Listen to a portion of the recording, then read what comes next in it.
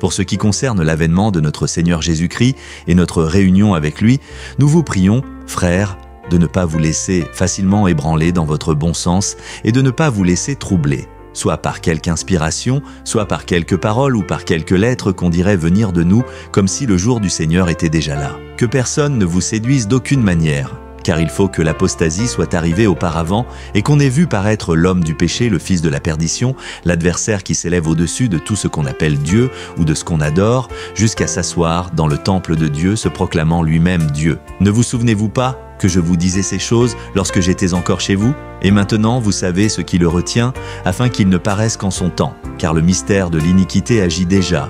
Il faut seulement que celui qui le retient encore ait disparu. Et alors paraîtra l'impie que le Seigneur Jésus détruira par le souffle de sa bouche et qu'il anéantira par l'éclat de son avènement.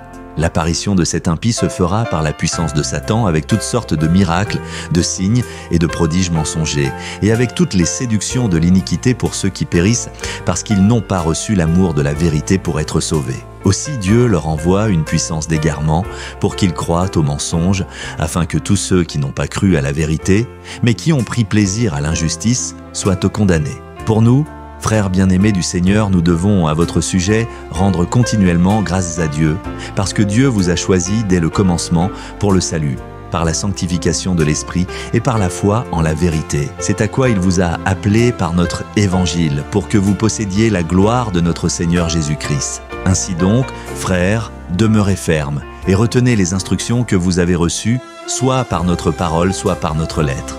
Que notre Seigneur Jésus-Christ lui-même et Dieu notre Père, qui nous a aimés et qui nous a donné par sa grâce une consolation éternelle et une bonne espérance, console vos cœurs et vous affermisse en toute bonne œuvre et en toute bonne parole.